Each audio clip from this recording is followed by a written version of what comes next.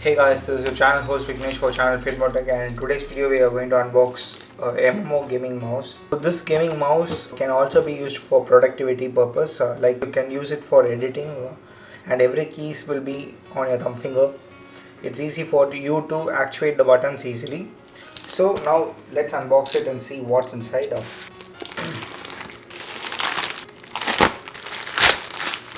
This is a Logitech G600 mouse. So this is how the box looks like. I purchased it exclusively from Amazon.in, but it took me about 20 days for this to reach to my house. It costed me around 5,400 rupees and it got imported from US, and I have posted the link in the description box below. In cost of reliability, I'm going to believe in this because the reviews were good. It has totally 20 keys and also it has a special G shift key. So let's see what's inside the box. They have given Logitech safety and warranty information also over here. There is a,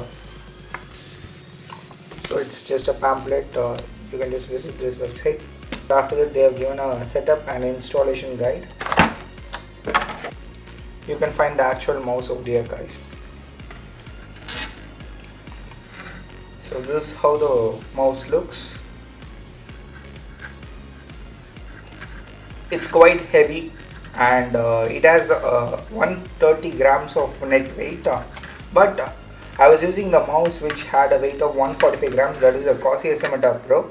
If you want, I'll just post a link of that mouse also in the description box below, but I don't prefer to buy that mouse because it has some issues which I will talk to you about later. We can just see that it is made up of totally matte color. I have made my G600 mouse lighter. Previously it was weighing around 137 grams. Now it is weighing about 107 grams. So that process is being explained in a separate video. So I will just link the video in the I button above, so that you can just take a look and customize your mouse according to that video, so that you will be able to use this mouse as a parallel gaming mouse and also a productive mouse. Don't throw this tag off. This is the most important tag in your mouse. This claims your warranty through Logitech. If you lose this tag also, they are not replacing your mouse. This tag which contains a serial number. The quality of the cable is good and it is well braided. For this mouse, you are just getting a warranty of about 3 years, so that you don't need to miss any warranties because of a small tag. I don't know why they have kept it like that, but this is how they are preparing for its warranty. And people who don't recognize it may skip its warranty because of small issues like this, so you don't forget it, guys. This USB port, if connected with the G600 mouse, it can be accessed through the Logitech G Hub software, so that it's easy for you to configure your settings of all the 12 buttons in this and make it a valuable mouse indeed. Let's take a look at the sensors of this mouse. So this sensor is made up of laser. So there are totally two types of sensors, guys. One is the high definition sensor and the laser sensor. So the high definition sensor was on my last mouse, which is a Corsair Scimitar Pro, which had a DPI of 16,000. But this mouse has only 8,000 DPI. You may have a doubt that why I have degraded the mouse sensor. I just want to say that there are totally three reasons for it. For the first one is the reliability of the mouse. The second one is that the laser sensor was the previous gen sensor, which was more accurate in precision and it can work on any surface. But the high definition sensor is not like that, guys. It just needs a clear mouse mat for that. But most of the people are working in different situations and different surfaces. For that, this mouse will be perfect. The problem of the laser sensor is because of its precision only. Because of its higher precision, it tends to lack the sudden reflexes where a person will have during a gaming session.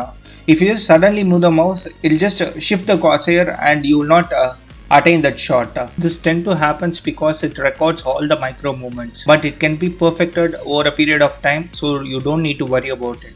The 16,000 dpi is just a marketing aspect, guys. I mostly use two displays, but I just needed 6000 dpi while I'm at desktop mode, so there is no need of using a sensor which has a higher dpi. So don't buy a mouse using the DPIs. Please do have a concern in the reviews and the reliability of the mouse, because most mouses get ruined due to their double clicks in their switches. So have a concern on that, but not on the DPI. You can find the rubber grip on the side, which can be held by your pinky finger, not your ring finger. I used a Razer MMO mouse and also the Corsair Scimitar Pro. These two had double clicking issues after 1.5 years, but I prefer that this had lots of comments saying that this doesn't have any issues like that. So which makes me confident that I don't need to have to service this mouse within 1 or 2 years. It could last for many years.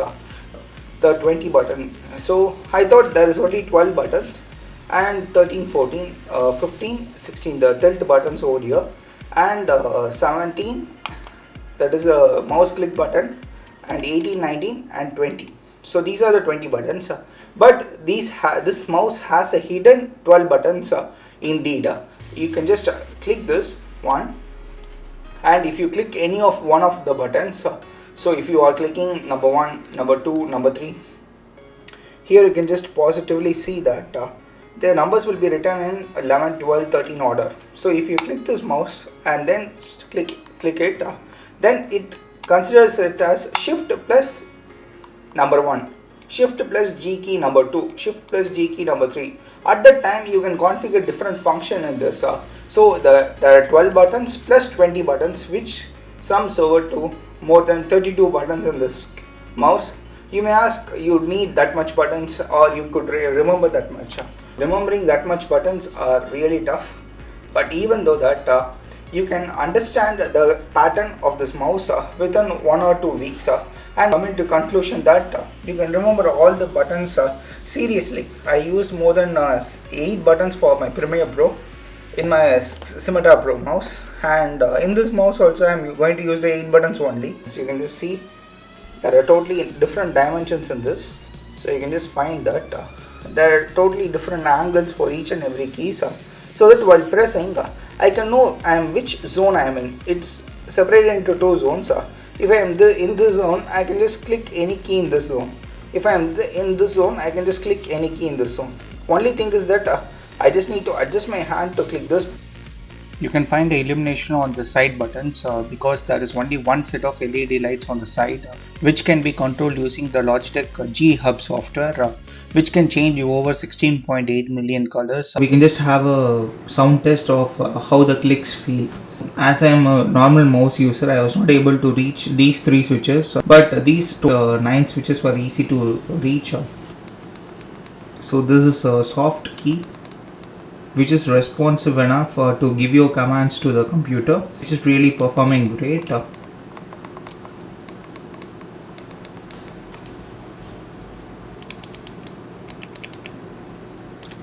Left click and right click, scroll wheel, scroll press on both sides, and a profile changer and DPA changing switches. I did block this G shift button so that I will not be using it unnecessarily, so that I used a small 3M sticker over here so that I will not be pressing it. I have the habit of holding the mouse stiffly, so that I do some random clicks on this G shift key. So I've just blocked this by using some 3M stickers over here.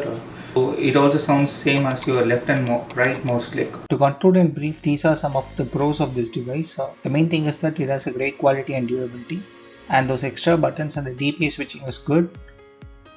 Other than that, I can't find any cons in this device. The only thing is that it takes more than 15 to 20 seconds for the Logitech G Hub software to load after the system has booted. Now we can just take a look at the software, which is the Logitech G Hub, which is a great software which helps this mouse to be easily customizable. Previously I was using the Corsair Scimitar Pro and the IQ software was really convenient for me. We use lots of peripheral devices for our PC. In that, I was previously using lots of Corsair devices, so I was using the IQ software, which is one of controlling software like that, which controls all the devices. It is a 2 AAO liquid cooled CPU which I have built recently with the 900K and RTX 2080. I have made a separate build video for it. You can just go and check it out. Which is both a liquid cooled. I am controlling the coolers with the help of this software. Previously, I was controlling the mouse with the same software, where I have created lots of profiles in which I created some keys. Those were the shortcuts in those 12 buttons which I had. So now I am going to just do the same on the different software, that is the Logitech G Hub software for my Logitech mouse. This software took me 2 weeks to get used to, but now the Logitech G Hub software is more convenient and I learned it within 2 days. I'm just using only one device from Logitech. If you are using lots of devices, you can just find lots of devices over here. Here you can just see lots of active profiles are being given. And there are lots of modes over here. So there's a Premiere Pro mode and Counter-Strike, Battlegrounds, Apex, Call of Duty Modern Warfare desktop mode, and few other modes. I created these to make me convenient to use the 12 button option while I'm doing gaming or doing application works. So now let's go to the G600 mouse. So here we are at the default profile, that is a desktop profile. Whenever you open the particular application, it automatically switches to that profile. You don't need to change it manually. That is really a good option. We can just take a look of light sync effects over here. So there are totally 5 light sync effects, 5 different effects like fixed cycle, breathing, screen sample and audio visualizer. You can also select the color and customize the color. And next, to customize your keys and the functions. For a desktop mode, you can just see they have recommended lots of key bindings, in which I am using some bindings over here. For example, here Open Task Manager and everything are the binding pre-created by the Logitech software itself. And there are also keys over here. You can just see ABC and also the numbers and control, and everything is being pre-created. And here there are some actions and macros and also system. So now you can just go to macros. I've created some new shortcut macros over here. If I just want to place this profile over here, I just need to drag this profile and drop it over here. That's all, guys. If I want to configure a key over here, I just need to drag it and drop it. That's all. It's really easy to configure in this Logitech software than the IQ software. In the bottom, you can just see that in the default profile, the G Shift button can be turned on, or it can be permanently turned off for a particular profile or for all the profile itself, which makes it convenient. If you just press the button occasionally without knowing, then you don't need to worry about that, so it will not register that key. So now we have seen how to configure a setting by dragging and dropping it to over here. So now let's create a new macro key over here. So I'm going to create a macro for copy function, so that is Control C. For that I'll just create the name for that. So I have created a name. There are totally 4 different options: no repeat, repeat while holding, toggle and sequence. I'm going into no repeat mode. I'm going to start the macro creation process, where there are lots of options. We need to record our keystrokes. Now we can just press the button, Control C. So we have created Control C as our copy button. So now we can just, and we will save it. So now you can just take a look over here. We have the macro known as copy. So now I just want to configure that copy button over here. Just get that function. So I'll just drag and drop it over here. So we have the function known as the copy, which is more easier, guys. So now I can just use that button to copy with just a click. I don't need to keep on pressing Control C. So here you can just find lots of DPI speeds. We have DPI till 8200 as we have discussed, and now for the desktop mode I have configured it in 6000 DPI. I mostly have 2 displays. I just want to switch the software from one page to the other page, and to this page I just need a 6000 DPI profile, but for lots of applications and games we just are below 3000 DPI. So I can just drag and change my DPI to 3900 DPI.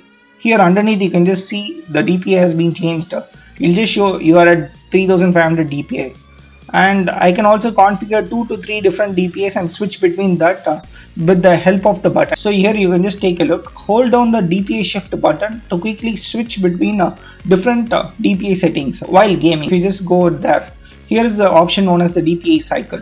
If you just long press the G7 key now, then I can just switch between the profiles over here.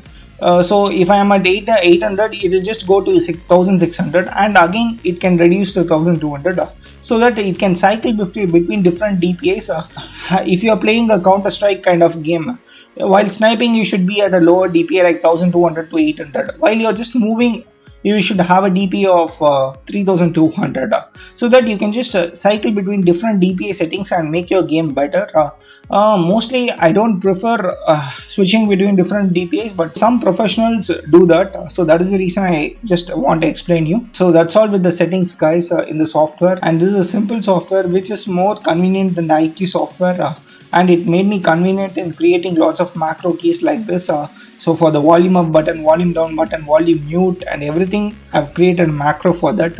I don't need to reach for a key in the keyboard itself. So it's that easy for you to configure it. So that is the reason why I request you guys to go for the MMO gaming mouse. So you don't have lot of clutter in your keyboard, and you don't need to remember lots of settings. So for me, I've just created lots of macros. I don't need to remember this again. So I can just create it and I can just configure it and move on. That's all. And I can just hold the mouse for the long period of time. I don't need to go to the keyboard and click Ctrl C or Ctrl V. So that is really great now, guys. So I think that this video would have been helpful for you. If you like this video, please do like, share and comment down below. And this is Vignesh signing off by saying live your passion.